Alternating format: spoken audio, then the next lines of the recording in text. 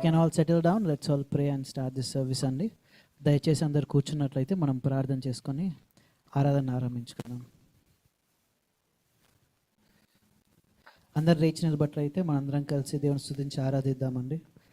దేవుడు ఆయన స్తుతించడానికి మనకి ఇచ్చిన మరి యొక్క అవకాశం బట్టి ప్రార్థన చెల్లిస్తూ కృతజ్ఞతాస్తుతులు చెల్లిద్దాం.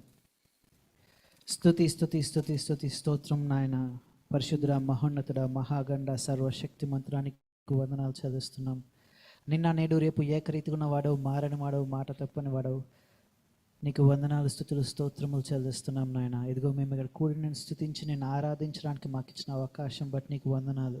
నేను స్తుతించగా తండ్రి మా పూర్ణ శక్తితో, పూర్ణ ఆత్మతో, పూర్ణ బలముతో నేను స్తుతించడానికి మాకు సహాయం చేసి నీ కృప చూపు మనం వేడుకుంటున్నాం.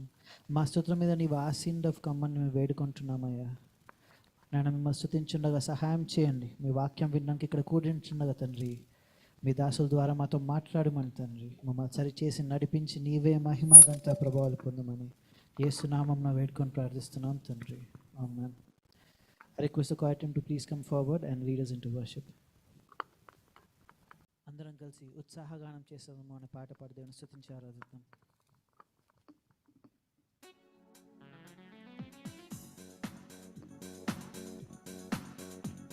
అందరం చప్పట్లు కొట్టి దేవుని స్తుతించి ఆరాధిద్దాం.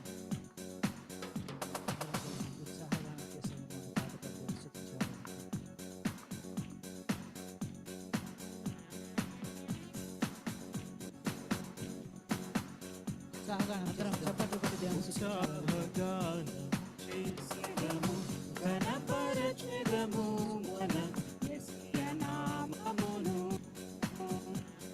ఉత్సాహగానము చేసెదము ఘనపరచెదము. ఉత్సాహగానం చేసెదము ఘనపరచెదము యెహోవా నామమును. హల్లెలూయా యెహోవా. ఉత్సాహగానము చేసెదము ఘనపరచెదము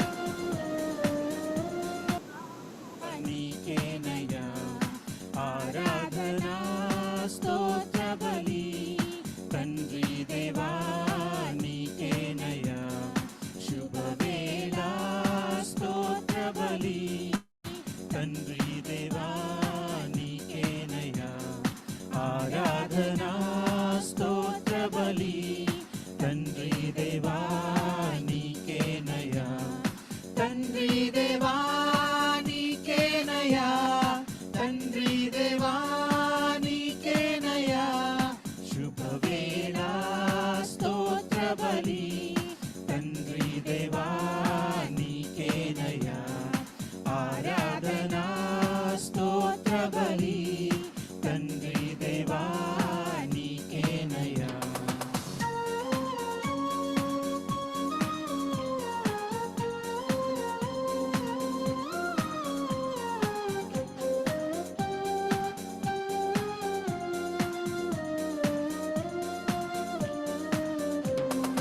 ఎల్ షదాయ్ సర్వశక్తిమంతుడా ఎల్ షదాయ్ సర్వశక్తిమంతుడా సర్వశక్తిమంతుడా ఎల్ షదాయ్ సర్వశక్తిమంతుడా L షదాయ్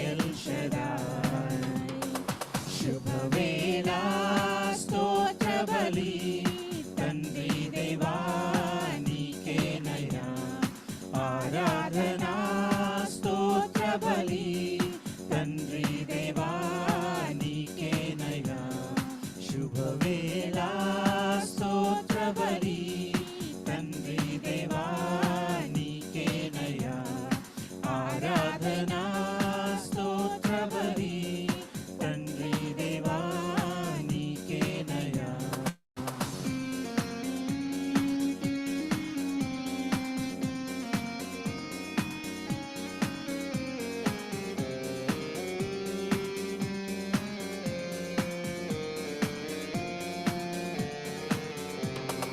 El Roi నన్నిల చూచువాడా El Roi నన్నిల చూచువాడా నన్నిల చూచువాడా El Roi నన్నిల చూచువాడా El Roi శుభవేళ స్తోత్ర బలి తండ్రి దేవా నీకేనయ్యా ఆరాధనా స్తోత్ర బలి తండ్రి దేవా నీకేనయ్యా శుభవేళ స్తోత్ర బలి తండ్రి దేవా నీకేనయ్యా ఆరాధనా స్తోత్ర బలి తండ్రి దేవా నీకేనయ్యా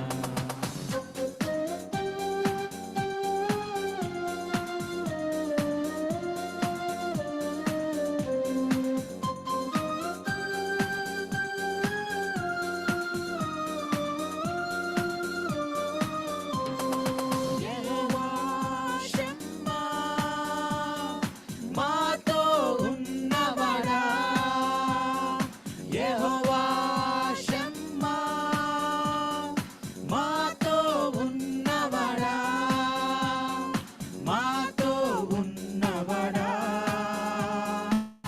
యెహోవా షమ్మా మాతో ఉన్నవాడా యెహోవా షమ్మా శుభవేళ స్తోత్ర బలి తండ్రి దేవా నీకేనయ్యా ఆరాధనా స్తోత్ర బలి తండ్రి దేవా నీకే చివరిసారి కానీ శుభవేళ శుభవేళ స్తోత్ర బలి తండ్రి దేవా నీకేనయ్యా ఆరాధనా స్తోత్ర బలి తండ్రి దేవా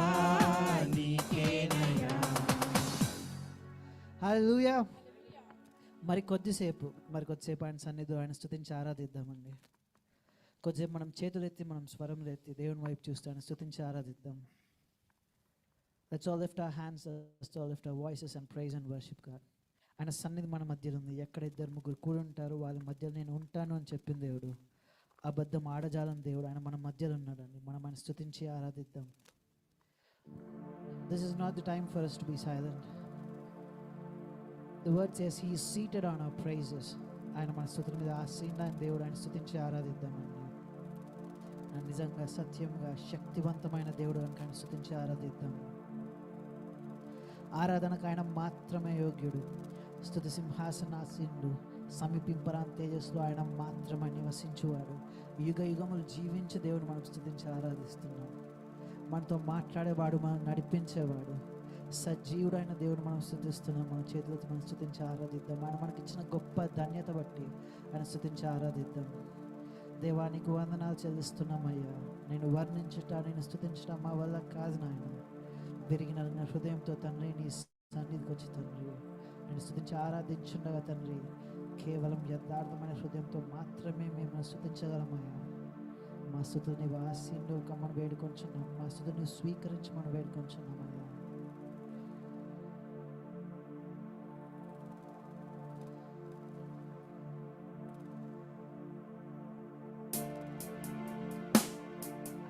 అందరం కలిసి కలముతో ఆయన మన పాట పాడని స్తుతించి ఆరాధిద్దాం.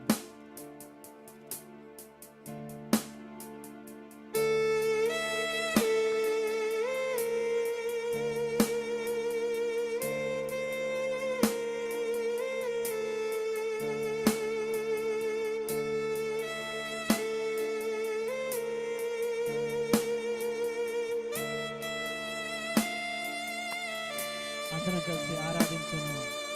ఆరాధింతును ఆరాధింతును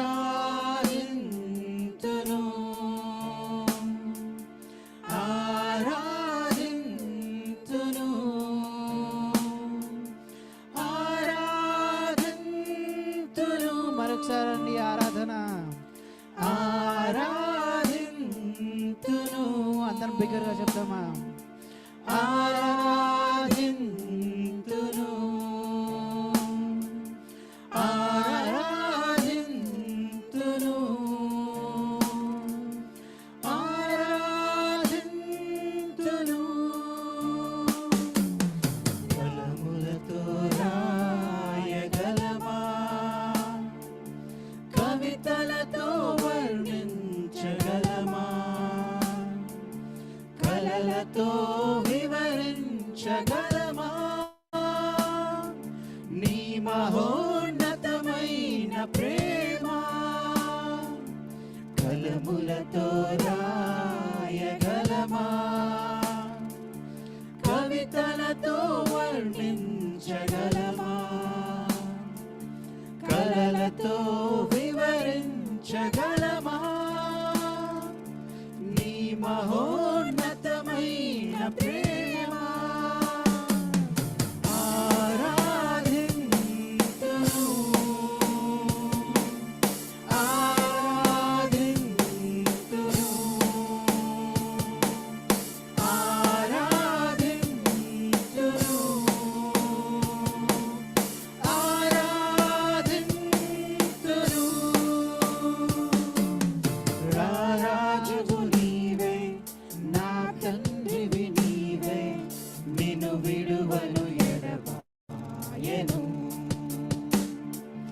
రారాజువు నీవే, నా తండ్రివి నీవే, నిన్ను విడువను ఎడబాయను.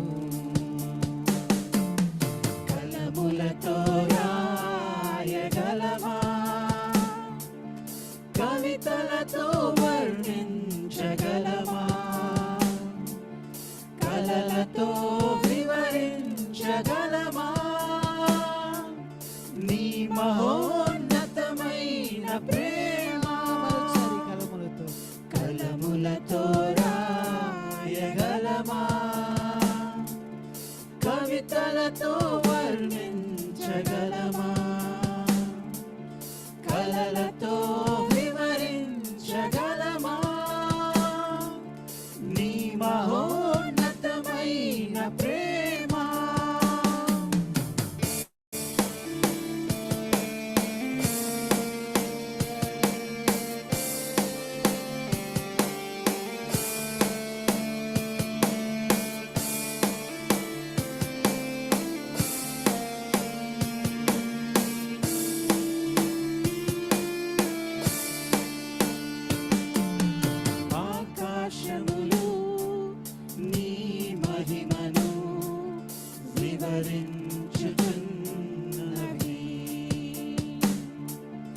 అంతరిక్షము నీ చేతి పనిని వర్ణించుచున్నది.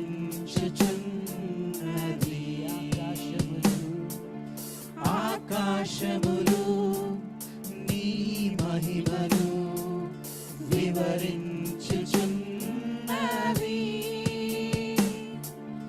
అంతరిక్షము నీ చేతి పనిని వర్ణించుచున్నది. దేవా నా ప్రాణము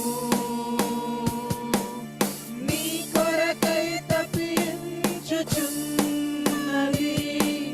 దేవా నా ప్రాణము నీ కొరకై తప్పించుచున్నది.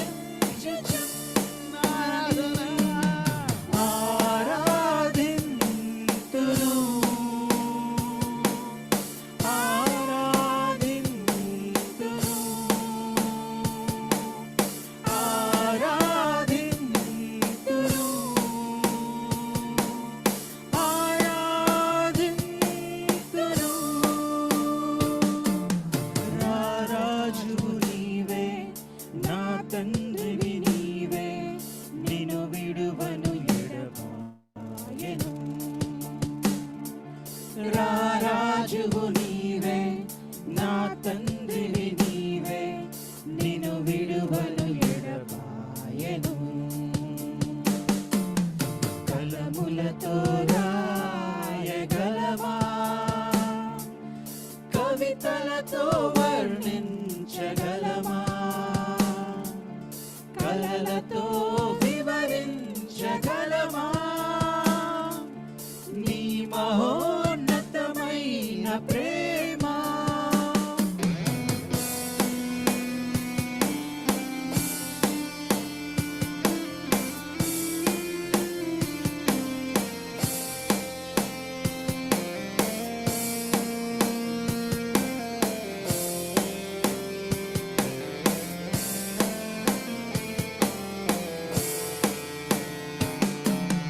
సేరాపులు కేరుబులు నిత్యము నిన్ను స్తుతించుచున్నవి. మహాదూతలు ప్రధాన దూతలు నీ నామము కీర్తించుచున్నవి. సేరాపులు కేరుబులు నిత్యము నిన్ను స్తుతించుచున్నవి. మహాదూతలు ప్రధాన దూతలు నీ నామము కీర్తించుచున్నవి. దేవా నా ప్రాణము నీ కొరకై తప్పించుచున్నది. దేవా నా ప్రాణము నీ కొరకై తప్పించుచున్నది. మరొకసారి దేవా నా ప్రాణము, దేవా నా ప్రాణము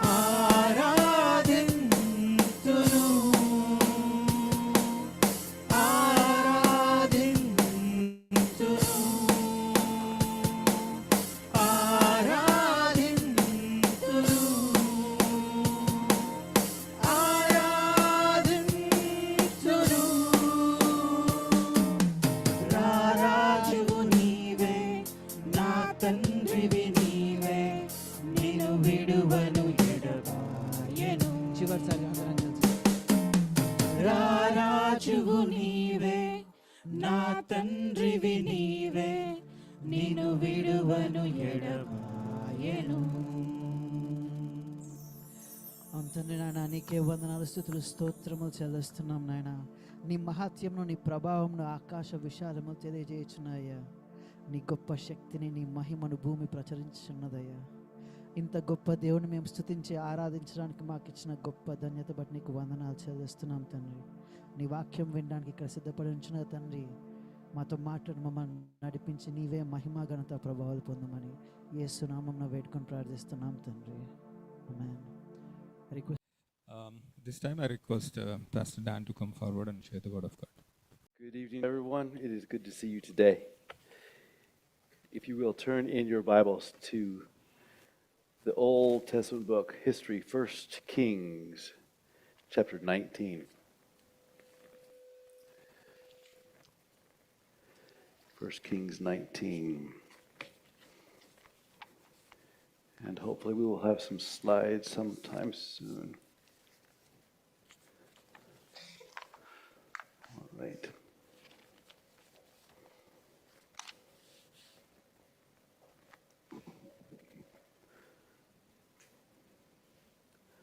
I do appreciate you having me come and speak God's word once again to you. It is a great honor and joy. These may still be on. If this is on, it may help. Okay.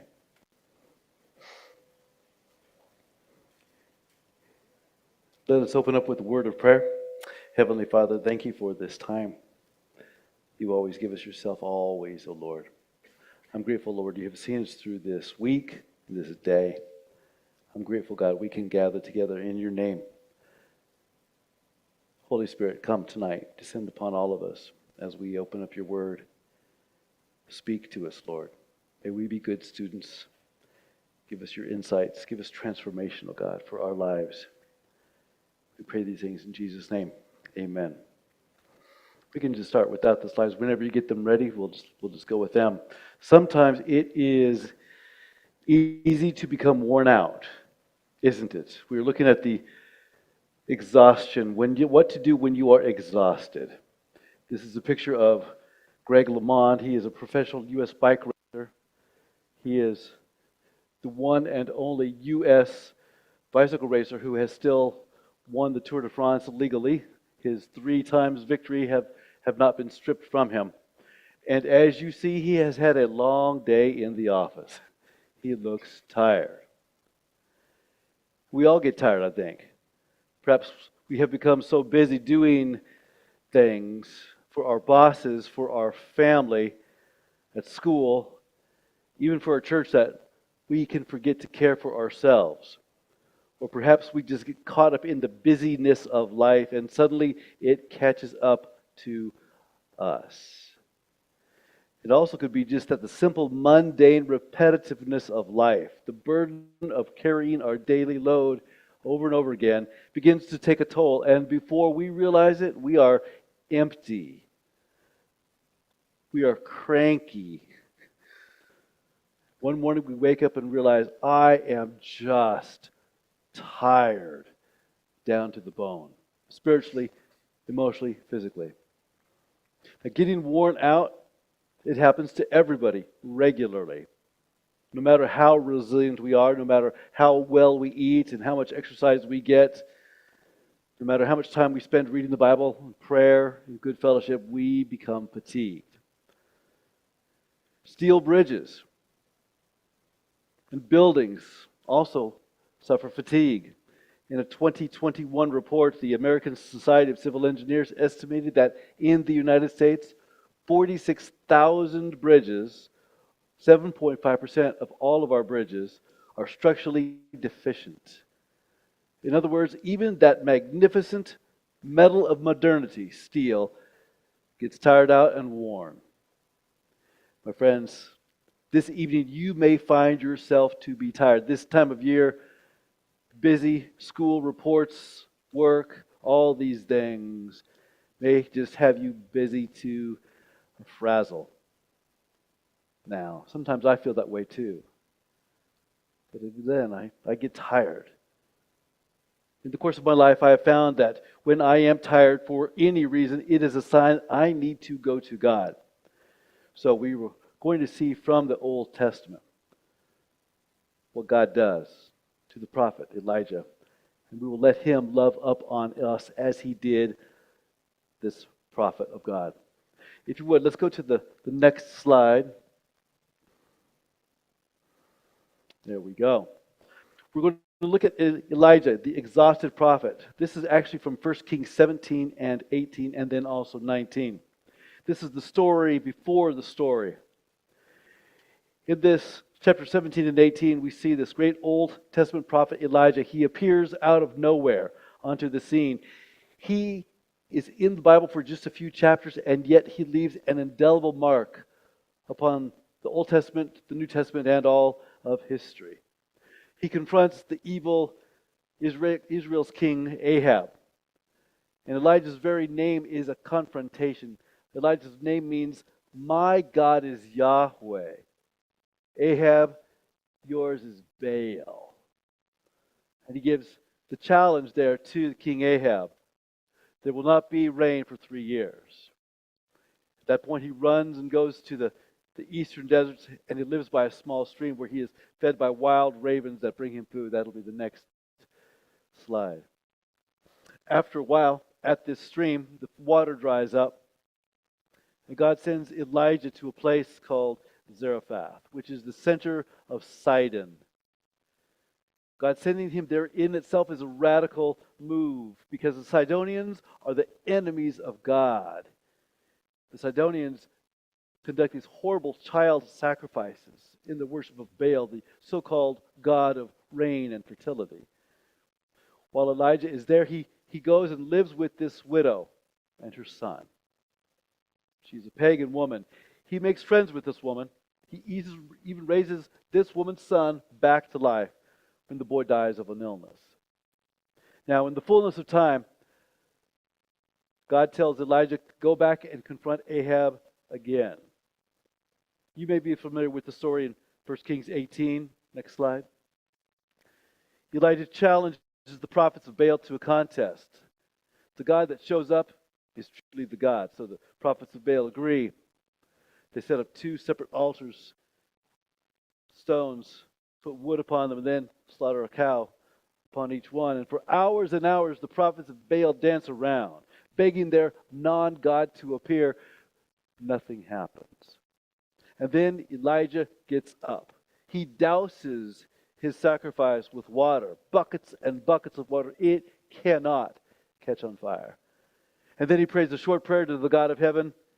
And then fire comes down, consuming the sacrifice. And all of Israel says, the Lord, He is God. The Lord, He is God. And then, as if that was not enough for one day, Elijah single-handedly kills all of the prophets of Baal, 450 men. But he is just getting started. After dispatching those 450 prophets of Baal, Elijah transitions from a physical battle to a spiritual battle. Next slide. He gets down on his face and he begins to pray fervently. Intense, face down on the ground prayers. He prays for rain, and for the first time in over 3 years, rain comes. It is a flood. The drought is over. Our busy prophet is not yet over for this day, because as the rain clouds form and begin to pour down, Elijah runs on foot approximately 20 miles ahead of King Ahab's chariot. He had a big day. That was a really big day. Now, after so many huge victories for God in so short of a time, you might imagine that Elijah would take a victory lap, hold a parade. He would feel on top of the world. Now, for us, it can be just exhausting as well as exciting just to read about Elijah's story. Now, at this point, in actuality, the bottom falls out on Elijah. The next we see him in chapter 19, he is cowering and hiding. He is in absolute fear of Queen Jezebel, King Ahab's diabolical wife. She has put a bounty on the head of Elijah. Just hours before, he was confronting the prophets of Baal, and now he is running from a word that he has a bounty on his head. He's exhausted and totally empty. I think it's important for us to realize, even when we are filled with the Holy Spirit of God, to overflowing, when God is working in and through us in mighty and wonderful ways, we are still human. And we get tired. We all have limits. And when God does work mightily through us, our bodies feel the load and we get exhausted. Have you ever felt that way? Tired. Worn out. Do you ever feel that way after an intense time, spiritual time, serving God, or at work, or with family or school? Sometimes perhaps building up to a trip when you go back to India, spending time there and then coming back. It could, returning to work and school, it can just feel overwhelming. Also, what do you do when you come down from a mountaintop experience? When you're at the top of the mountain, there's only one way to go. Down. What do you do when you are exhausted and flat out tired? Let's take a look at what Elijah did. He will take us to school. And I think in doing so, he will take us into God's manifest presence himself. We begin at the end of this prophet's big day in 1 Kings 19. It says this, verses 1 through 8. Ahab told Jezebel all that Elijah had done and how he had killed the prophets with the sword. Then Jezebel sent a messenger to Elijah, saying, "So may the gods do to me and more also, if I do not make your life as the life of one of them by this time tomorrow." Then he was afraid, and he rose and ran for his life and came to Beersheba, which belongs to Judah, and left his servant there. Verse 4. But he himself went a day's journey into the wilderness and came and sat down under a broom tree. And he asked that he might die, saying, "It is enough. Now, O Lord, take away my life, for I am no better than my fathers." And he lay down and slept under the broom tree. And behold, an angel touched him and said to him, "Arise and eat." And he looked, and behold, there was at his head a cake baked on hot stones and a jar of water. And he ate, and he drank, and he lay down again. And the angel of the Lord came again a second time and touched him and said, "Eat, arise and eat, for the journey is too great for you." And he arose and ate and drank. He went in the strength of that food 40 days and 40 nights to Horeb, the Mount of God. Next slide, please. When we are tired, we can make some really bad decisions, can't we? It's pretty easy to make some bad decisions. My boss at the Homeless Recovery Center, Reverend Robert Sweeney, he teaches us to recognize the HALT, the HALT warning signs. If we are hungry, angry, lonely, or tired, we are very prone to make bad decisions, to revert to bad habits, and do something we should not do. And especially if we have two or more present in our life at one time. So, God does not want us to go to our own chest of faulty, emotional, spiritual tools when we are exhausted. He wants us to go to the true source of refreshment, to himself. And in the course of my life, when I have become exhausted, I've learned that I need to go to God. And we see that Elijah does exactly that. So we see in those first 8 verses what Elijah did, some steps he did to help him out. In verses 1 through 8, he removed himself from the stressful situation. He got away from it all. He leaves, away from the scenes of his victories, away from the threats of Queen Jezebel. If you will, next slide. And he goes all the way from up there, from Jezreel at the top of the map, all the way down to Mount Sinai, to Mount Horeb. This is the same mountain where Moses received the 10 Commandments. He then prays to God. He pours out his heart to the Lord. He gives God a totally raw, unfiltered prayers. And in effect, God, without Elijah perhaps knowing it, took all those halt circumstances and removed them from Elijah. The prophet slept. He ate and then ate again. He took himself far, far away. He got alone with God and communed with God, and he prayed all the while these raw prayers with God. Let's look at what happens next in verses 9 through 14, the next slide. He says, Then he came on Mount Horeb to a cave and lodged in it. And behold, the word of the Lord came to him and said to him, What are you doing here, Elijah? He said, I have been very jealous for the Lord, the God of hosts. For the people of Israel have forsaken your covenant, thrown down your altars, and killed your prophets with the sword, and even I am the only one left, and they're seeking my life to take it away. And God said, Go out and stand on the mount before the Lord.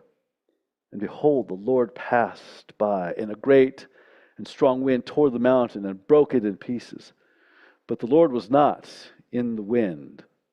And after the wind, an earthquake, but the Lord was not in the earthquake. And after the earthquake, a fire, but the Lord was not in the fire. And after the fire, the sound of a low whisper. And when Elijah heard it, he wrapped his face in his cloak, and he went out and stood at the entrance of the cave. And behold, there came a voice to him and said, What are you doing here, Elijah? And he said, I have been very jealous for the Lord, the God of hosts.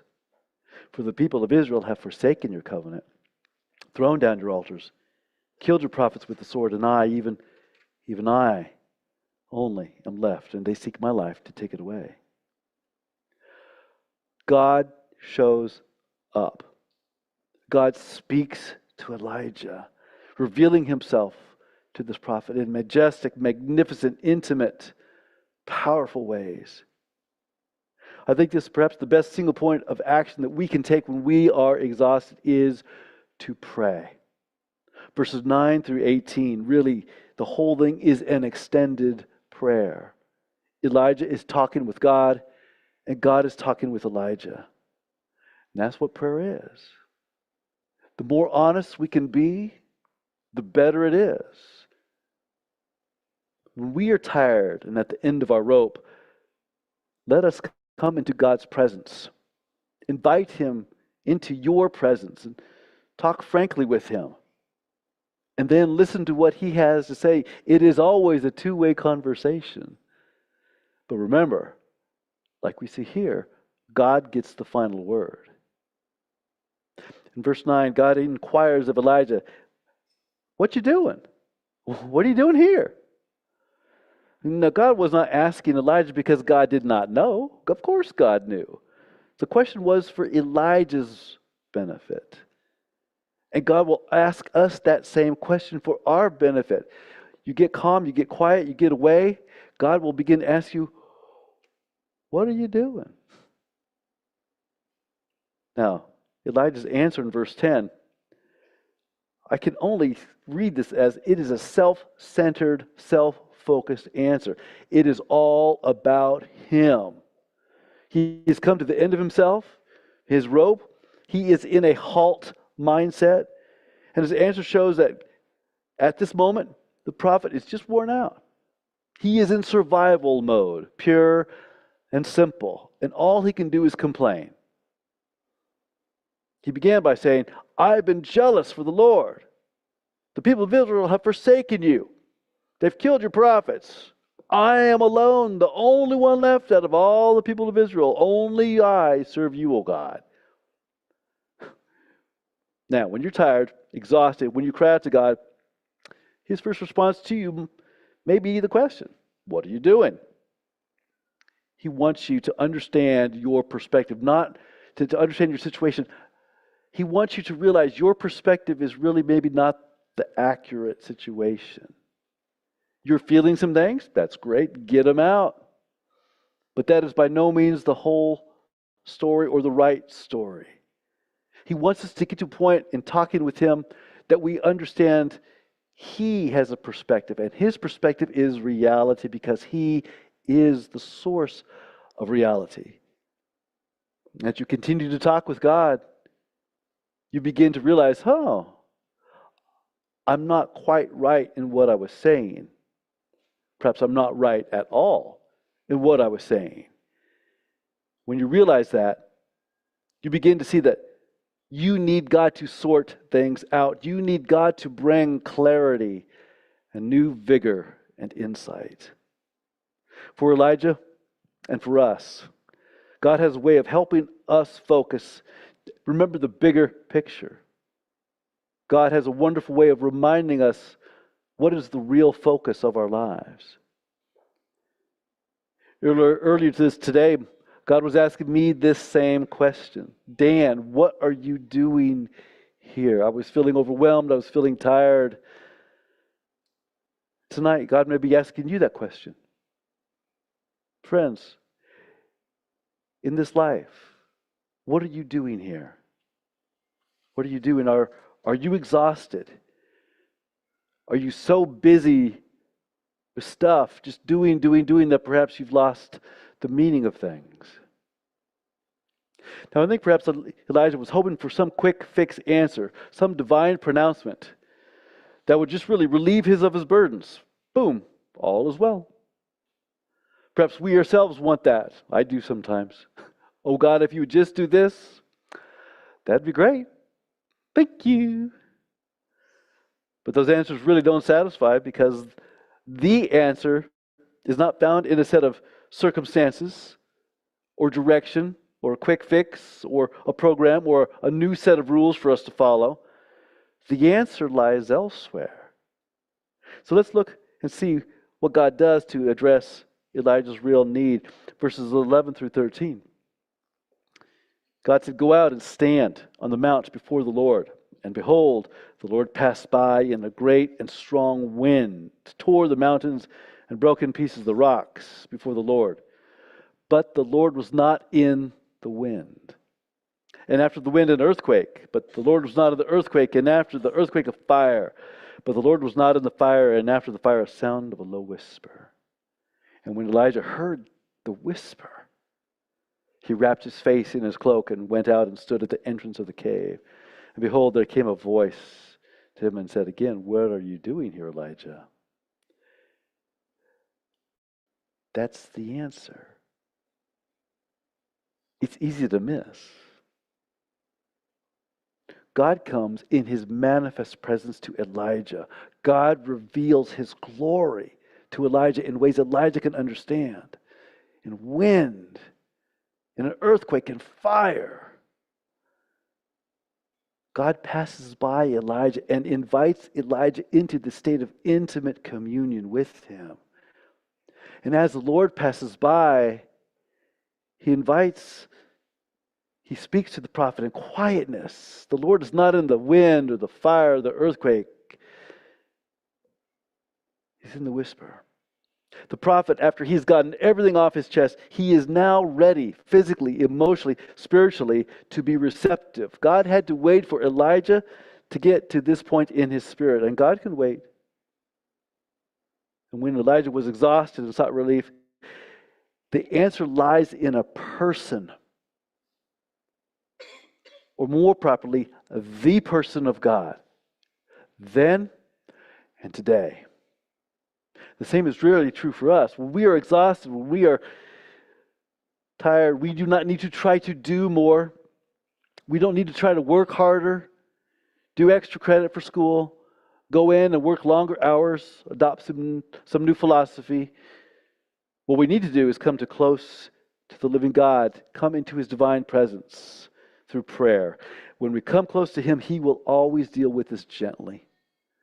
He invites us into this intimacy with him. And then with all of our questions, our tiredness and confusion, all of those things just melt away.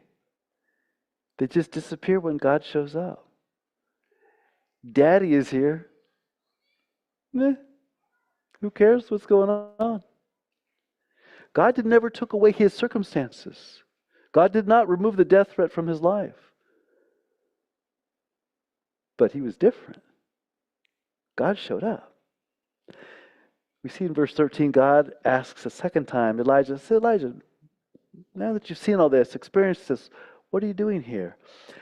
Word for word in verse 14, Elijah gives the same answer to God, but something in the second answer is extremely different. Very, very different. The prophet now has encountered the very presence of the living God, and that encounter has changed him, prepared him. He's now ready to listen to what God has to say, to receive from God, to be filled once again by God. Next slide, the last slide, verses 15 through 18. I'm not going to read this in the interest of time, but God gives Elijah a new mission. He, the prophet Elijah, will anoint a new king over Syria and Israel. God promises that another prophet will take over. Elijah's assignment will be completed. And then God also encourages Elijah, gives him perspective. He says, Elijah, you are not the only one in Israel who loves me. No, Elijah, my friend. There are 7,000 who have not bowed the knee to Baal. There is strength in numbers. It is interesting to see that God does not give Elijah the answer. He does not do anything in particular to strengthen the prophet, as I said before. God just shows up and invites Elijah to abide in his divine presence through the action of prayer. God's presence is enough. We see this also with King David over and over again in the Psalms. David comes to God with some dire problem, dives into this desperate prayer. And in those Psalms, always there's a turn. Something has changed. The situation hasn't changed. David is still in trouble. People are still after him. David's changed, though, because he's come into God's presence. He knows God is there. Similar situation with Job. Job loses everything in one day. Most of the book of Job is asking, why, God? Why? What's going on? I'm a righteous man. Please talk with me. At the very end of the book, God shows up in the whirlwind and gives Job the audience that he's wanted. Basically, Job can say nothing. At the end of all the book of Job, Job never gets the answers to the questions he has. Why, God, did this happen to me? He never gets the answers, but he gets God. And that's enough.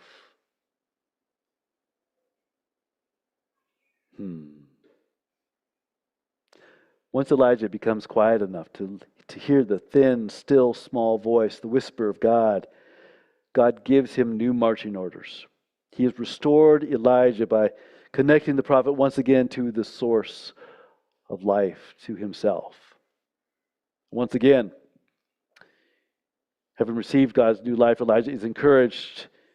He receives his new purpose and hope, fellowship, and friends.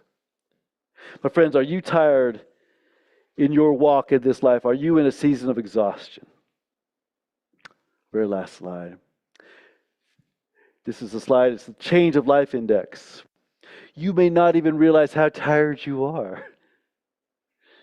It will help perhaps to find what are the stressors, the points of stress in your life. Stress could be caused by bad things happening or good things happening or just neutral things, just change. But stress is cumulative. It takes a toll on us. If you have too much stress in your life, you are highly likely to become physically ill. So, I urge you, take a self-appraisal. Talk with friends, talk with God, talk with others. Assess your stress level. Next, always eat some good food. Don't eat comfort food. Eat something healthy. Don't go for just the fatty, sweet macaroni and cheese. Americans, we love the macaroni and cheese. It's so good. It has zero nutritional value. Go for the salad. Go for the fruit. Eat good food also. To the degree as possible, get some sleep. Rest. And of utmost importance, I urge you, get close to God. How? Pray some raw prayers. Get close to God in prayer. Tell Him where you are. Don't dress up, use some pretty language, do some ritual, thinking you need to be good in front of God. Almighty God, I humbly beseech thee. Pray in some kind of language that God doesn't even understand. Go to him where you are. Get down on it. Let him know, God, my life's a wreck, and I need some help. Please come. When you seek his face, you will find him. When you seek him with all your heart, he will make himself known to you. And in his own presence, he will answer all your problems and your questions. When you seek God and find him, your tiredness will turn to vigor. Discouragement will dissolve. Exhaustion will exit. Sorrow will slip into forgetfulness. Pain will pass. Life will return. Clouds of confusion will melt. How? Because the Son of Righteousness will come close to you. Purpose with passion will be poured back into you. And you will know God much more intimately and love him more deeply than ever before. Let's pray. Lord God, we all get tired. Sometimes, God, it just seems as if life loses meaning. What are we doing?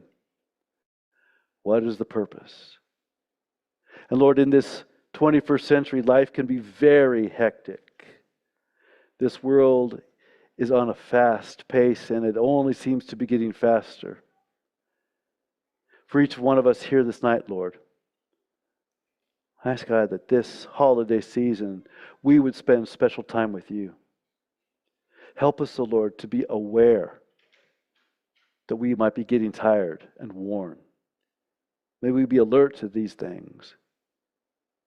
I ask, O Lord God, that you would give us the ability to be refreshed by you, to eat, nourish this physical body, to rest. O Lord God, give us an opportunity, Father, to get away, even if it's for just a moment here and a moment there, God. May we have these opportunities to just steal away and be alone with you, O Lord. And God, I ask you would come and talk to us, and we would talk to you in all honesty, in all sincerity, O Lord. Open our eyes, be our teacher. God, come and abide with us. Lord, when you come to us, that is enough. For everyone here tonight, oh God, come and be enough. Thank you, Lord. We love you. We pray these things in Jesus' wonderful and matchless name. Amen and amen. Thank you all. Thank you. Thank you, Pastor Dan. So, for the wonderful encouraging message. So ఈ సమయంలో మన మధ్యన Prabhu Kumar Veeranjaneyulu brother ఉన్నారు, abundant ministries Vizag. So ఈ సమయంలో ఆయన మన మధ్యకు వచ్చి టెస్టిమనీ షేర్ చేసుకుంటారు. So we are cutting our testimonies today. So brother testimony share చేసుకుంటారు. Thank you.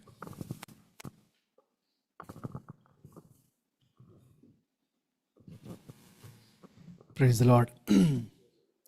దేవుని మహాపరిశుద్ధ నామమునకు మహిమ కలుగును గాక. మీ అందరు తెలుగు వచ్చు కదండి, రైట్? ఓకే, మరి సాయంకాలం వేళ మరి మీతో కలిసి నేను కూడా ప్రభువుని ఆరాధించడానికి, ముఖ్యంగా నా యొక్క రక్షణ సాక్ష్యాన్ని మీతో పంచుకోవడానికి, అలాగే ప్రభు ఇచ్చినటువంటి ఒక మాటను మీకు తెలియచేయడానికి దేవుడిచ్చిన అవకాశం బట్టి నేను దేవుని స్తుతిస్తున్నాను. రెండవదిగా మరి బెన్నీ బ్రదర్ మరి నన్ను కాంటాక్ట్ చేసినప్పుడు బ్రదర్ చాలా సంతోషంగా యాక్సెప్ట్ చేశారు. దాన్ని బట్టి దేవునికి స్తోత్రం చెల్లిస్తూ మరి బ్రదర్ కూడా నేను థ్యాంక్స్ చెప్తున్నాను. నా అసలు పేరు వీరాంజనేయులు అండి. మాది రాయలసీమ ప్రాంతం, అనంతపురం జిల్లా, రాప్తాడు మండలం దగ్గర గొందిరెడ్డిపల్లి అనే ఒక మారుమూల గ్రామంలో మరి నేను పుట్టి పెరగడం జరిగింది. అక్కడ శ్రీ శ్రీ శ్రీ వీరయ్య స్వామి ఆశ్రమం అనే ఒక హైందవ గుడిలో నేను పుట్టి పెరగడం జరిగింది. అక్కడ మా తాతగారు అయినటువంటి వీరాంజనేయులు, ఆయన పేరు నాకు పెట్టారు. మరి ఆయన్ని బ్రతుకున్నప్పుడే సమాధి చేశారు, సజీవ సమాధి అంటాం. ఆయన బ్రతుకున్నప్పుడే ఎందుకు చేశారంటే ఆయనలో కొన్ని దైవిక శక్తులు, మాంత్రిక శక్తులు ఉన్నాయని మా గ్రామస్తులు, మా బంధువులు అనుకునేవారు. ఎలాగంటే చెట్టు పైకెక్కి తలక్రిందులుగా ఆయన తపస్సు చేసేవారు. ఆయన కింద పడిపోయేవారు కాదు. అలాగే ఒక బావిలో కూర్చొని ఆయన అరిటాకు పరుచుకొని ఇలాగ తపస్సు చేసేవారు. ఆయన మునిగిపోయేవారు కాదు. ఇలాగ కొన్ని చేయడం వల్ల మరి ఈయనలో చాలా దైవశక్తులని భావించి ఏం చేశారంటే ఆయన్ని బ్రతుకున్నప్పుడే దేవుణ్ణి చేశారు. సో అలాగా మరి ఆయన ఒక సాధు దీక్ష తీసుకోవడం వల్ల మా గ్రామస్తులు కానీ బంధువులు కానీ ఆయన దేవునితో సమానంగా పూజించేవారు. ఒకరోజు ఆయన అలా చెట్టు పైకెక్కి తలకిందుగా తపస్సు చేస్తున్నప్పుడు మరి ధ్యాస కోల్పోయి కింద పడిపోవడం జరిగింది.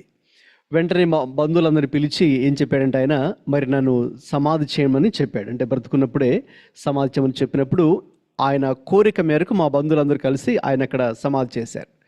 సమాధి చేసి ఒక పెద్ద విగ్రహాన్ని పెట్టి ఇంకా అక్కడ మరి ఆయనతో పాటుగా ఇంకా చాలా రకాల దేవతల్ని దేవుళ్ళని అక్కడ పెట్టి మరి వాస్తవంగా మా నాన్నగారిది కర్ణాటక ప్రాంతం, బెంగళూరు దగ్గర చిక్బలాపూర్ అనే ప్లేస్ దగ్గర మా నాన్నగారు అక్కడ ఆయన పుట్టి పెరగడం జరిగింది.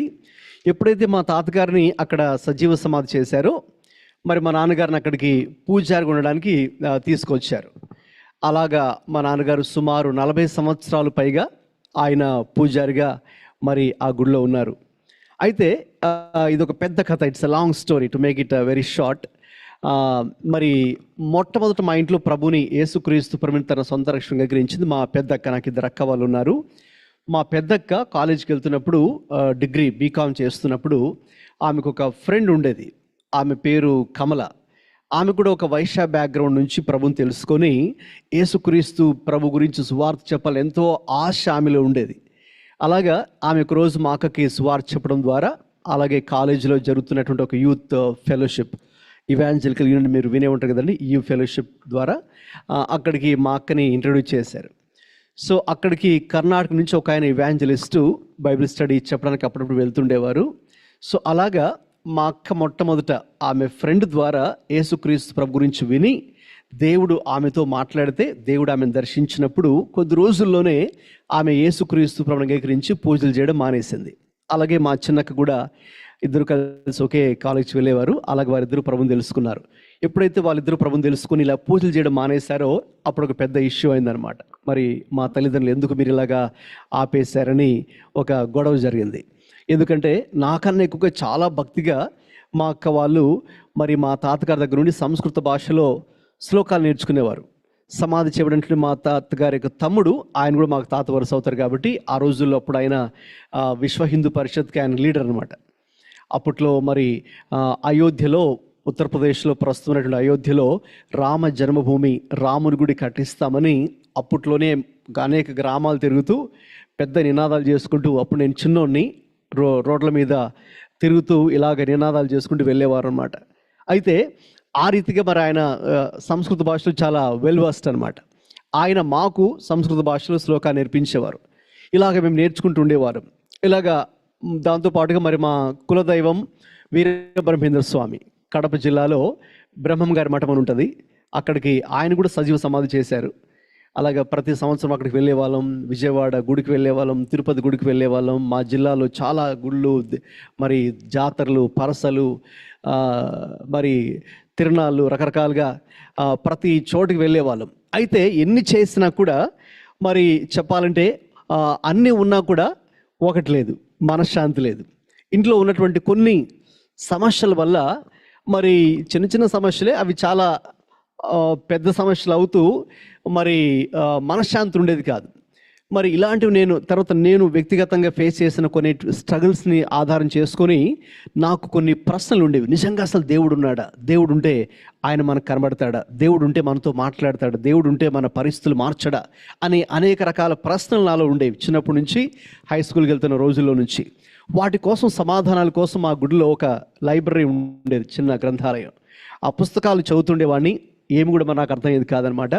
అలాగే ఇంకా మరి బయట లైఫ్ వేరుగా ఉండేది, లోపల చాలా భక్తి భావంతో ఉండేవాడిని. అయితే బయట ఫ్రెండ్స్తో కలిసి చెడు స్నేహం చేస్తూ అందరిలాగా ఎలాగైతే బయట యవనస్తులు లైఫ్ని ఎంజాయ్ చేస్తూ ఉంటారో అలాగే నేను కూడా అలాగే చేసేవాడిని. అయితే ఏది చేసినా కూడా ఆ మనశ్శాంతి అనేది ఉండేది కాదు. సో ఒకరోజు మరి మా అక్క వాళ్ళు ఎప్పుడైతే ప్రభువుని అంగీకరించారో నాకు వాళ్ళు ఒక బైబిల్ ఇచ్చారు. వాళ్ళ కాలేజీలో గిడియన్స్ ఇంటర్నేషనల్ వాళ్ళు డిస్ట్రిబ్యూట్ చేస్తారు కదండి బైబిల్స్ని కాలేజెస్లో. అలాగా ఆ బైబిల్ తీసుకుని నాకు చెప్పారు ప్రభు గురించి. చెప్పినప్పుడు నేను వెంటనే ఏం చెప్పానంటే, అసలు మనం యేసు ప్రభుని అంటే ఆయన్ని నమ్మకూడదు, లేకపోతే మనం బైబిల్ ఇలా ముట్టుకోకూడదు. ఎందుకంటే మన కులం వేరు, లేకపోతే మన జాతి వేరు, మనం ఇక్కడ గుళ్ళో పూజారులుగా ఉన్నాం కదా.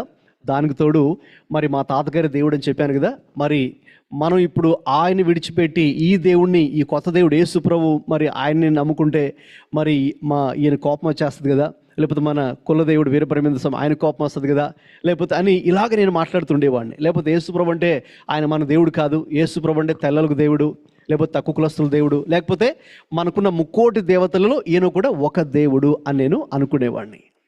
అయితే ఆ రీతిగా నేను చాలా రోజులు బైబిల్ పక్కన పెట్టేశాను. అయితే ఒకరోజు మరి ఎందుకో నాకున్నటువంటి కొన్ని పర్సనల్ స్ట్రగుల్స్ని బట్టి కావచ్చు, ఇంట్లో ఉన్నటువంటి కొన్ని ఫ్యామిలీ స్ట్రగుల్స్ని బట్టి కావచ్చు, లేకపోతే నాకు చిన్న వయసులో ఉన్నటువంటి కొన్ని పర్సనల్ బట్టి కావచ్చు, ఎందుకో ఒకరోజు ఇలా బైబిల్ని ఇలాగ తీయాలనిపించింది, బైబిల్ని ఓపెన్ చేయాలనిపించింది. ఓపెన్ చేసి నాకు తెలియదు, అలాగే తిరిగేస్తున్నా, పేజీలు తిరిగేస్తూ ఉంటే సడన్గా ఒక వాక్యం మీదకి నా దృష్టి వెళ్ళింది. యోహాను సువార్త 14:6లో వాక్యం ఉంటుంది. యేసు చెప్పినట్టుగా నేనే మార్గము, సత్యము, జీవము, నా ద్వారా తప్ప ఎవడు తండ్రి యొద్దకు రాలేడు అనే మాట నేను చదివాను. ఎప్పుడైతే ఆ వాక్యం చదివానో నాకు ఒక్కసారిగా కోపం వచ్చిందండి. ఎందుకు కోపం వచ్చిందంటే, ఏంటి నా యేసు ప్రభు నేనే మార్గము, నేనే సత్యము, నేనే జీవము అంటే నేనే దేవుడు, నేను తప్ప వేరే ఏ దేవుడు లేడు, మీరు మోక్షం చేరాలంటే, మీరు పరలోక రాజ్యం చేరాలంటే మరి నేనే దేవుడని ఇంత ఖచ్చితంగా చెప్తున్నాడు ఏంటి?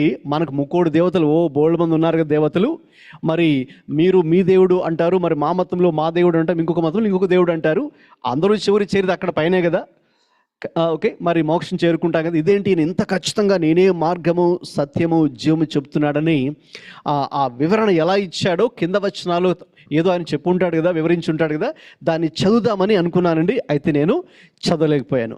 ఎందుకంటే ఎప్పుడైతే నేను అది చూశానో, వచనం విన్నానో, ఒక్కసారిగా నేను ఒక స్వరం విన్నాను.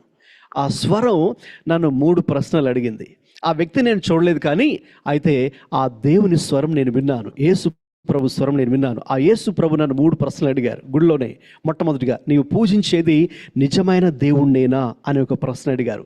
అప్పుడు నేను ఒక 2 నిమిషాలు ఆలోచించుకొని ఆ స్వరానికి ఏమైనా బదులిచ్చానంటే, నిజమైన దేవుని సంగతి పక్కన పెట్టేసేయండి, అసలు దేవుణ్ణే కాదు నేను పూజించేది. ఎందుకు? నేను పూజించేది ఒక మనిషిని, మా తాతగారిని, వీరాంజనేయులు గారిని. ఆయన కూడా మనిషే, ఆయన కూడా మనిషిలాగా జీవించాడు, ఆయన అందరిలాగా బూతులు మాట్లాడేవాడు, మరి ఆయన కూడా కోపం వచ్చేది, ఆయన కూడా మనిషిలాగా చేశాడు. కాబట్టి మరి నరుడు నారాయణుడు ఎలా అవుతాడు, మనిషే కానీ మనిషి దేవుడు ఎలా అవుతాడు అనే ఒక ఆలోచన అప్పటిదాకా నాకు రాలేదు. గుడ్డిగా మా అమ్మ నాన్నలు ఎక్కడ తీసుకెళ్తే అక్కడికి వెళ్ళి అన్ని పూజలను చేశాం. కానీ ఎప్పుడైతే ఆ స్వరం విన్నానో అప్పుడు నేను ఆలోచించడం ప్రారంభించాను. ఆలోచించి నేను ఆ స్వరానికి ఏం చెప్పానంటే, నిజమైన దేవుని సంగతి పక్కన పెట్టేసండి, అసలు నేను పూజించే దేవుణ్ణే కాదు, నేను పూజించేది ఒక మనిషిని అని చెప్పాను. రెండవదిగా ఆ స్వరం అడిగిన ప్రశ్న ఏంటంటే, ఇదిగో యేసుక్రీస్తు పుణ్యాత్ముడు అనే విషయం నీకు తెలుసు? మరి అప్పటిదాకా ఎవరికి నాకు చెప్పలేదు, కానీ యేసు ప్రభు అలాగని. అయితే ఒకటి నాకు లోపల చాలా స్పష్టంగా అర్థమవుతుంది, మరి యేసుక్రీస్తులో ఒక ప్రత్యేకత ఏదో ఉంది. There is something unique about Jesus అనేది నాకు లోపల అర్థమవుతుంది అనమాట. మరి ఏంటి ఆ ప్రత్యేకత, ఏంటి ఆ యూనిక్నెస్ అంటే, అది ఆయన పరిశుద్ధత. అంటే అప్పుడు వరకు నేను పూజించిన దేవతలు, దేవుళ్ళు, లేక మా తాతగారి దేవుడిగా కొలిచాం కదండి, లేక మా కులదేవుడు వీరబ్రహ్మేంద్ర స్వామిని చెప్పాను కదండి. సో వీళ్ళందరూ కూడా మనుషుల్లాగా వాళ్ళు ఏదో ఒక సందర్భంలో ప్రవర్తించారు, మనుషుల్లాగా వారు కూడా ఏదో ఒక సందర్భంలో చేయరానివి చేశారు, లేక అనరానివి అన్నారు. కాబట్టి మరి వాళ్ళు దేవుళ్ళు ఎలా అవుతారు? దేవుడు అని మనం పిలవాలి అంటే కొన్ని అర్హతలు ఉండాలి కదా, కొన్ని క్వాలిఫికేషన్స్ ఉండాలి కదా. సో ఏంటి అర్హత అంటే పరిశుద్ధత. అది నేను యేసుక్రీస్తులో ఉన్నది అని నాకు ఎవరు చెప్పకుండానే నా లోపల అర్థమైంది. మూడవదిగా, ఇప్పటివరకు నువ్వు చేసిన ప్రతి పాపాన్ని యేసుక్రీస్తే క్షమిస్తాడు అనే విషయం నీకు తెలుసా అనే ఒక స్వరాన్ని నేను విన్నాను. మరి అప్పటిదాకా నేను చెప్పినట్టుగా నా లైఫ్ అంటే లోపల మా తల్లిదండ్రుల ముందు ఉన్నప్పుడు కానీ, గుడిలో ఉన్నప్పుడు కానీ, పుణ్యక్షేత్రాలకు మేము బయటకు వెళ్తున్నప్పుడు కానీ చాలా భక్తిభావంగా ఉన్నట్టు ఉండేవాడిని. అయితే ఇంకొక ఏంటంటే, అందరిలాగా మరి నేను కూడా మరి మనుషులే కాబట్టి నేను కూడా చెడు ఆలోచనలతో, చెడు మాటలతో, చెడు ప్రవర్తన కలిగి ఇంకొక వైపు నా లైఫ్ అలా ఉంది. ఎప్పుడైతే ఆ స్వరం నేను విన్నానో, ఇప్పటి వరకు నువ్వు చేసిన ప్రతి పాపాన్ని పాపం లేని ఈ దేవుడే క్షమించగలడు అనే విషయం నీకు తెలుసా అన్నప్పుడు ఒక్కసారిగా మరి నేను నా పాపం విషయమే ఒప్పించబడి నా 15వ ఏట 10వ తరగతి చదువుతున్నప్పుడు 1996 సంవత్సరంలో యేసుక్రీస్తు ప్రభు నా సొంత రక్షకుడిగా అంగీకరించాను. ఎప్పుడైతే అలాగ నాకు తెలిసినటువంటి మాటల్లో ఆ ప్రభు నా హృదయంలోకి రమ్మని పిలిచానో ఒక్కసారిగా గొప్ప మార్పు నాలో కలిగింది. నా హృదయంలో ఒక పెద్ద భారం అప్పటిదాకా మోసుకెళ్తున్నాను అన్నట్టు ఉన్నటువంటి ఆ ఫీలింగ్ ప్రభు ఒక్కసారిగా తీసేశారనమాట. ఒక గొప్ప సంతోషం దేవుడు నా హృదయంలో నింపాడు. ఆ రోజు నుంచి ఈ రోజు వరకు కూడా అదే ఆ ప్రభు ఇచ్చిన ఆ యొక్క సంతోషంతోనే మరి నేను జీవిస్తున్నాను. ఇక వెంటనే నా ప్రవర్తనలో మార్పు, తర్వాత అది నా ఫ్రెండ్స్ గమనించారు, మా స్కూల్ టీచర్స్ గమనించారు, ఆ స్కూల్ ప్రిన్సిపల్ గమనించాడు. మరి తర్వాత మరి ఇక ఒక్కసారిగా ఆ ప్రవర్తనలో మార్పు నేను గమనించాను. ఇక తర్వాత మా అక్క వాళ్ళు నేను అలా ఒకరి తర్వాత ఒకరు ప్రభుని అంగీకరించి పూజలు చేయడం మానేసి మరి ఇంకా మా తల్లిదండ్రులు కూడా ప్రభు గురించి చెప్పడం ప్రారంభించాం, లేక వారి కోసం ప్రార్థన చేసాం. అయితే వాళ్ళు మా మాట వినలేదు. ఎందుకంటే మరి దానికి తోడు మా నాన్నగారు ఎవరు చెప్పిన మాట కూడా ఆయన వినరన్నమాట. అయితే అలా ఉన్నప్పుడు మేము వారి కోసం ప్రార్థన మాత్రమే చేసేవాళ్ళం.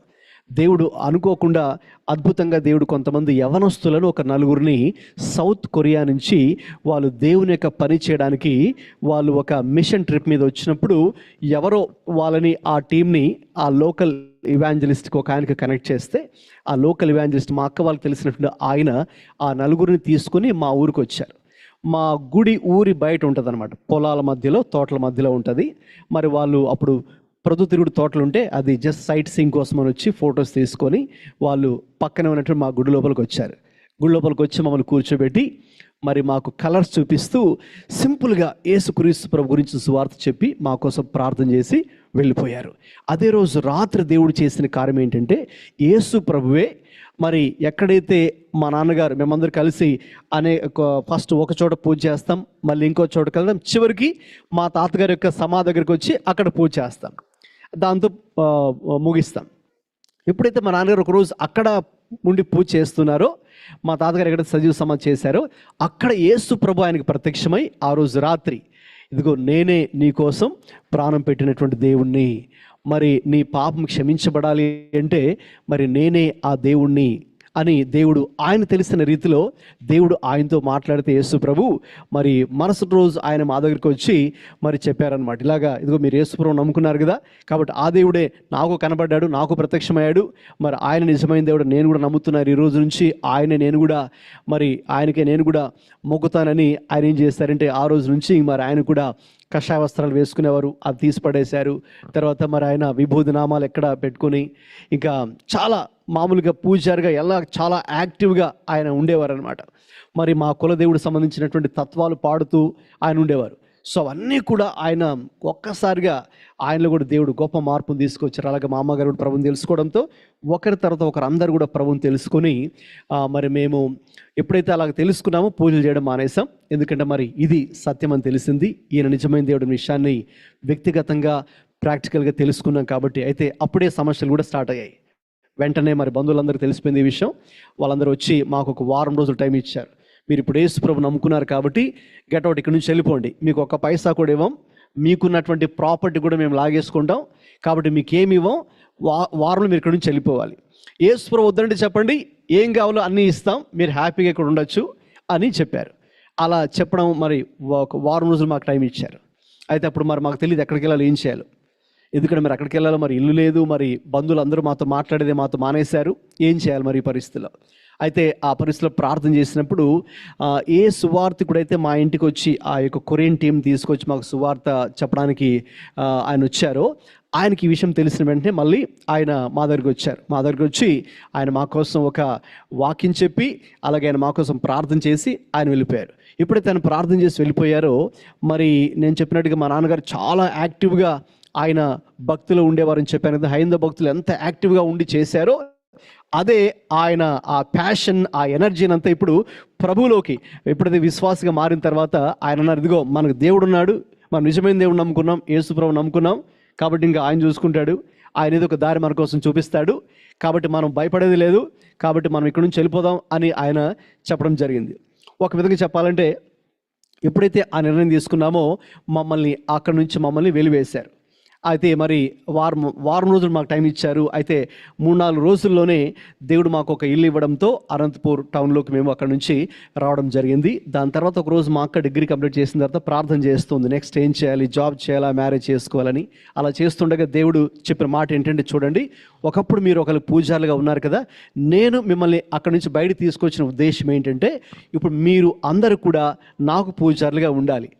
కాబట్టి దేవుడు మా పెద్దక్కని మా చిన్నక్క నన్ను పాయింట్అవుట్ చేస్తూ, మీ ముగ్గురు కూడా నా సేవ చేయాలి అని దేవుడు నా సేవ కోసం మిమ్మల్ని ఏర్పాటు చేసుకున్నాను దేవుడు చెప్పినప్పుడు, వెంటనే మరి మా అక్క డిగ్రీ కంప్లీట్ చేసిన తర్వాత ఆమె బైబిల్ ట్రైనింగ్కి వెళ్ళి అలాగా వాళ్ళ ఫ్యామిలీ ఇప్పుడు దేవుని సేవలో ఉన్నారు. అలాగే సేమ్ వే మా చిన్నక్క కూడా, ఆమె కూడా బైబిల్ ట్రైనింగ్ చేసి వాళ్ళ ఫ్యామిలీ కూడా దేవుని సేవలో ఉన్నారు. అలాగే నేను దేవుని యొక్క పిలుపున 10th ఉన్నప్పుడు నేను రక్షణ పొందిన తొలి దినాల్లోనే దేవుడు నాతో మాట్లాడడం ప్రారంభించారు. ఇదిగో, అయితే నేను దాన్ని నెగ్లెక్ట్ చేయడం స్టార్ట్ చేశాను. మా ఫ్రెండ్స్తో కలిసి ఇప్పుడు కాదులే, తర్వాత చూద్దాంలే, ఈ భక్తి, ఈ ప్రార్థన, ఈ చర్చ్, ఇవన్నీ కూడా, ఈ సేవ, లైఫ్ని ఎంజాయ్ చేద్దాం, ఓకే, అందరిలాగా అనుకున్న. అయితే దేవుడు నాతో మాట్లాడడం ప్రారంభించి ఇదిగో, నేను నా యవ్వన శక్తిని, నా యవ్వన జీవితాన్ని, నా యవ్వన రక్తాన్ని నీ కోసం సమర్పించాను. కాబట్టి ఇప్పుడు నీవు నీ యవ్వన శక్తిని, నీ యవ్వన జీవితాన్ని, నీ యవ్వన రక్తాన్ని నా కోసం ఇవ్వాలి అని దేవుడు మాట్లాడినప్పుడు, నేను ఇంటర్మీడియట్ ఎండింగ్లోనే మరి ప్రభు కోసం నా జీవితాన్ని సమర్పించుకొని మరి తర్వాత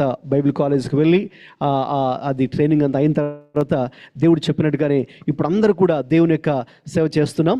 అందరూ కూడా ఫుల్ టైం మినిస్ట్రీలో మరి ఆంధ్రప్రదేశ్లో వేరు ప్రాంతాల్లో దేవునికి సేవ చేస్తున్నాం.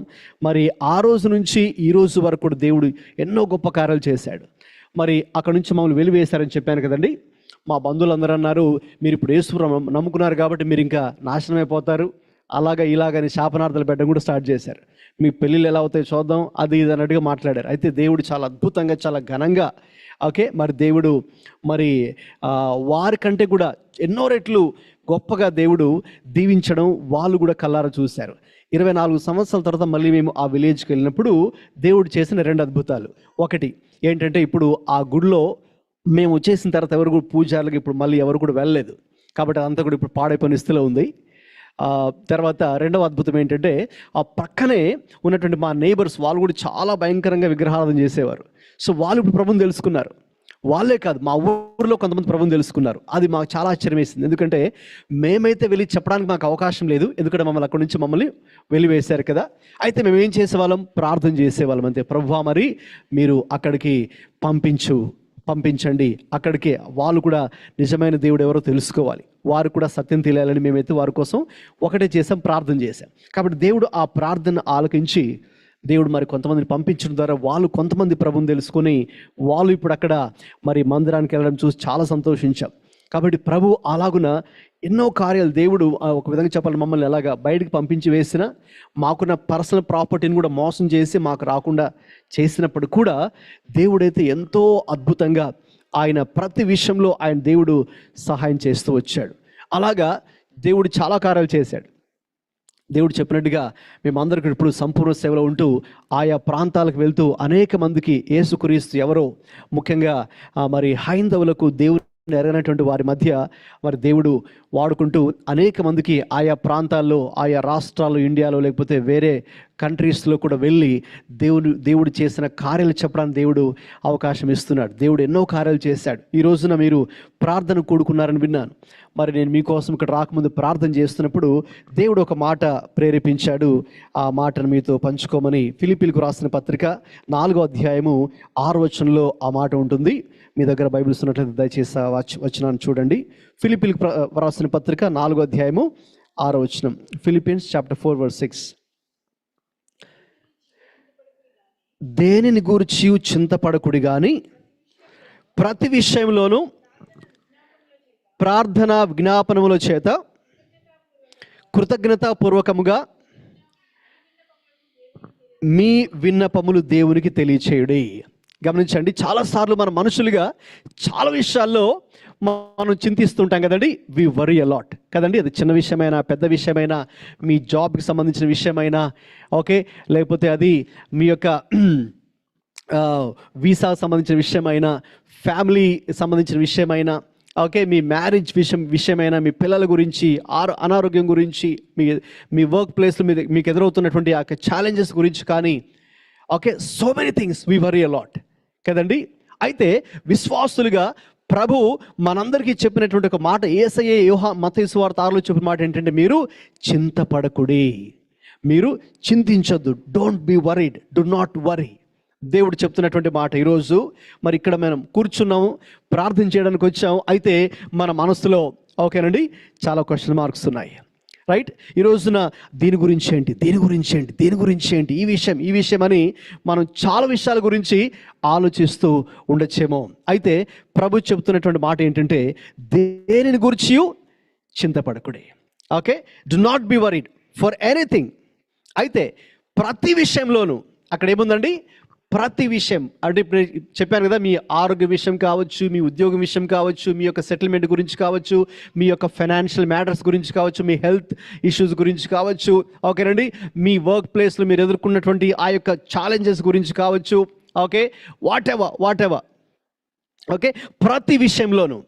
సో ప్రతి విషయం అన్నప్పుడు అక్కడ ఏముందండి, ప్రతి విషయం ఉంది, రైట్? సో కాబట్టి ఆ విషయాల్లో ఏం చేయాలి, విశ్వాసులుగా ఏం చేయాలంటే, ప్రార్థన విజ్ఞాపనముల చేత కృతజ్ఞతాపూర్వకంగా మీ విన్నపములు దేవుడికి తెలియచేయండి. కాబట్టి ప్రతి విషయంలో మనకు ఒక దేవుడిచ్చినట్టు గొప్ప ఆయుధం ఏంటి విశ్వాసుల కంటే, ప్రార్థన అనే ఆయుధం. Praise the lord. ఆ యొక్క ప్రార్థన ద్వారా మనం దేన్నైనా మనం జయించవచ్చు. ప్రార్థన పరిస్థితులను మార్చివేస్తుంది. ప్రార్థన, నేను చెప్పినట్టుగా మేమైతే మా తల్లిదండ్రులు రక్షించబడాలి మేము చెప్పాము, ట్రై చేశాం, కానీ వాళ్ళు మా మాట వినలేదు. అప్పుడు మేము ఏం చేసాము, ప్రార్థన చేశాం. ప్రార్థన చేసినప్పుడు దేవుడు ఏం చేశాడండి, ఆయనే ప్రత్యక్షంగా యేసు ప్రభువే, ఇమాజిన్, అది చాలా ఆలోచించుకోవడానికి విచిత్రంగా ఉంటుంది కదండి. యేసు ప్రభువే ఒక గుడిలో ఒక పూజారికి ప్రత్యక్షం అవడం మామూలు విషయం కాదు కదండి. అది ఎలా సాధ్యపడింది, మేము అక్కడ ప్రార్థన చేయడం ద్వారా. దేవుడే మరి ఆయనకి కనబడ. తర్వాత ఎప్పుడైతే మా బంధువులు మమ్మల్ని అక్కడి నుంచి వెలివేసి వెళ్ళిపోమని చెప్పేశారో, మరి ఆ పరిస్థితుల్లో మరి మేము ఎలా నిలబడగలిగాం, ఎలా ఉండగలిగామంటే ప్రార్థన ద్వారా. తర్వాత అలాగా ప్రార్థన చేసినప్పుడు ఎన్నో కార్యాలు దేవుడు చేశాడు. సో మరి మాకు పెద్ద బాబు పుట్టిన తర్వాత మళ్ళీ రెండవ బాబు కోసం మరి మేము ప్లాన్ చేస్తున్నప్పుడు మరి డాక్టర్ చెప్పారు, కొన్ని కాంప్లికేషన్స్ ఉన్నాయి కాబట్టి అవ్వదండి అన్నారు, సెకండ్ ఇష్యూ మా మిస్సెస్కి. అప్పుడు మేము ఒకటే ప్రార్థన చేశాం. ఎప్పుడైతే మేము ప్రార్థన చేశామో దేవుడు ఒక్కసారిగా ఓకే నాకు ఒక 20 కుటుంబాలు దేవుడు 20 కపుల్స్ని దేవుడు చూపించాడు. సో ఆ యొక్క 20 కపుల్స్లో ఎవరంటే వాళ్ళందరూ కూడా పిల్లలు లేనటువంటి వారు అనమాట, సంతానం లేనటువంటి వారు. మరి వాళ్ళలో చాలామంది మినిస్ట్రీ సేవ కూడా చేసే వాళ్ళే ఉన్నారు. అంటే దేవుడు అన్నాడు, ఇదిగో మీకు రెండవ సంతానం లేదు, మీరు బాధపడుతున్నారు కదా, చూడండి చాలామంది వివాహమై ఎన్నో సంవత్సరాలుగా బాధపడుతూ పిల్లలకి బాధపడుతున్నారు, మీరు వాళ్ళ కోసం ప్రార్థన చేయమని దేవుడు చెప్పాడు.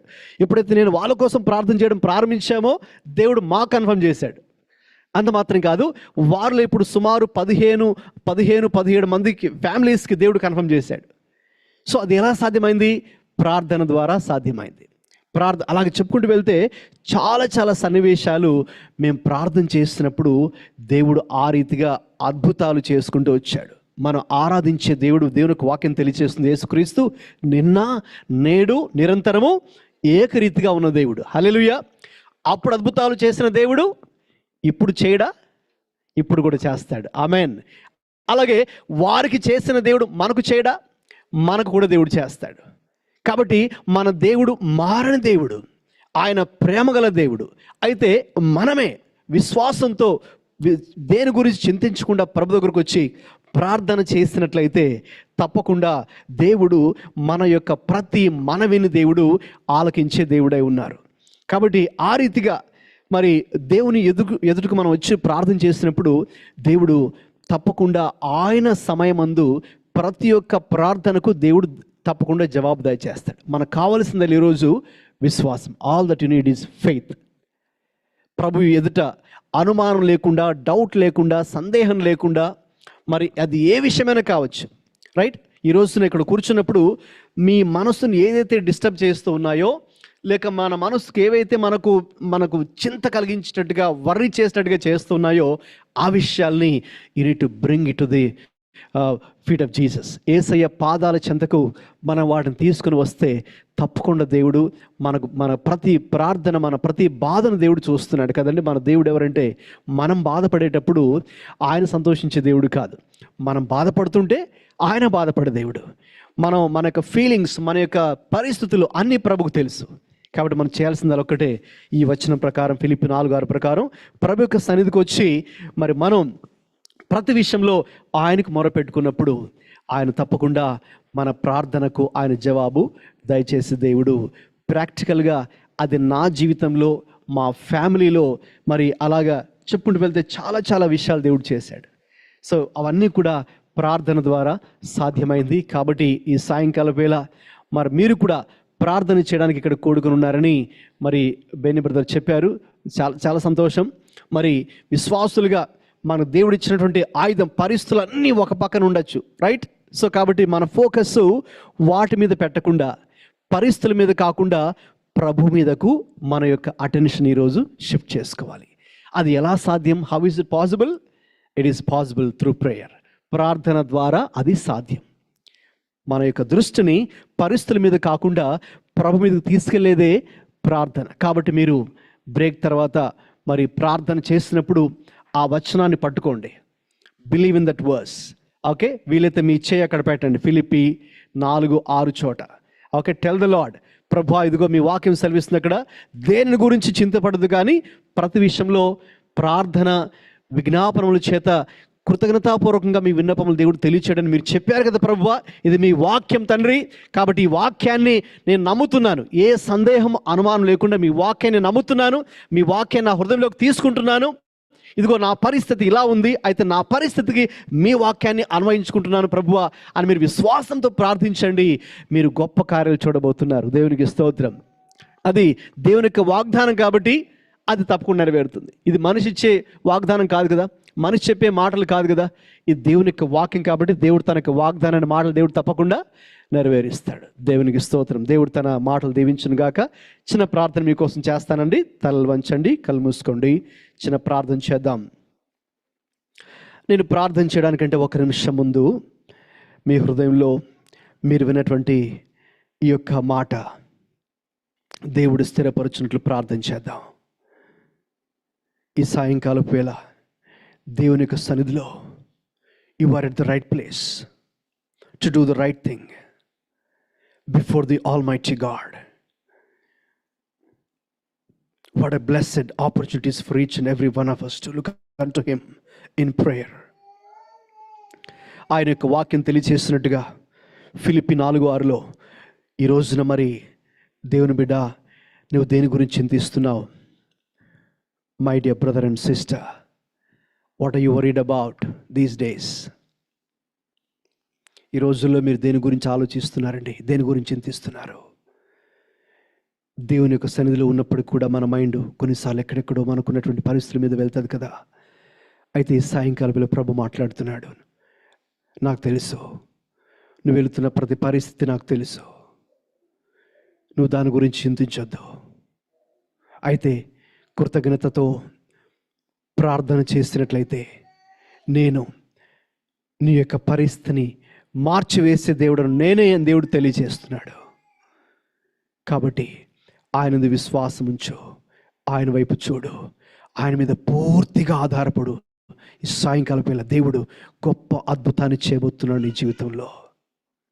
ప్రేమగల తండ్రి యేసయ్యా, మీకు వందనాలు, స్తోత్రాలు చెల్లిస్తున్నాము నాయన.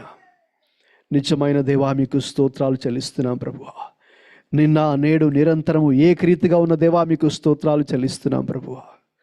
దేని గురించి చింతపడకుడు కానీ ప్రతి విషయంలో ప్రార్థన విజ్ఞాపనల ద్వారా మీ యొక్క విన్నపం దేవుడు తెలియచేయడని మీ యొక్క వాక్యం తెలియచేస్తుంటుండగా ప్రభువా, ఈ సాయంకాల వేళ తండ్రి ఇక్కడ కూడుకున్నటువంటి చిన్న మందని మీరు జ్ఞాపం చేసుకోండి ప్రభువా.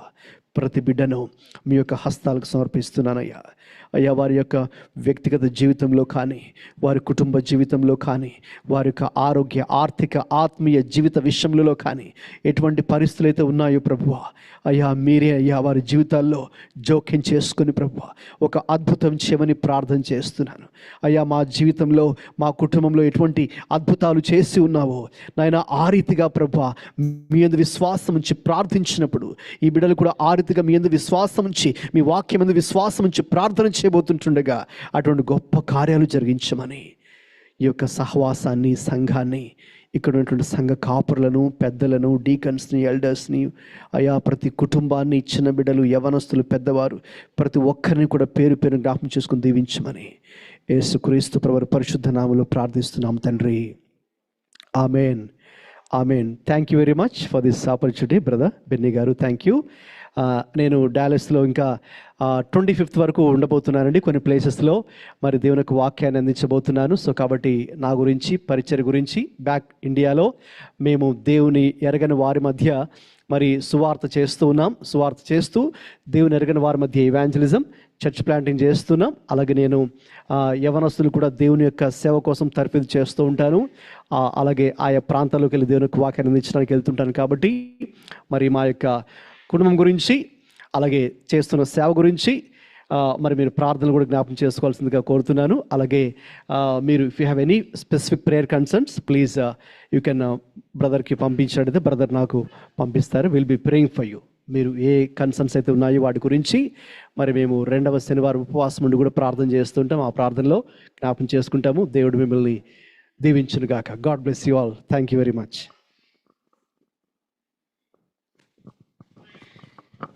Thank you brother. ఈ రక్షణ సాక్ష్యాన్ని మాకు తెలియజేసినందుకు, ప్రార్థనలో ఉన్నటువంటి శక్తిని కూడా, దాని అవసరతను, దాని శక్తిని గురించి తెలియజేసినందుకు వందనాలు brother. Will take a small break అండి ఇప్పుడు. So then will get into prayers. సో 10-15 minutes బ్రేక్ తీసుకుని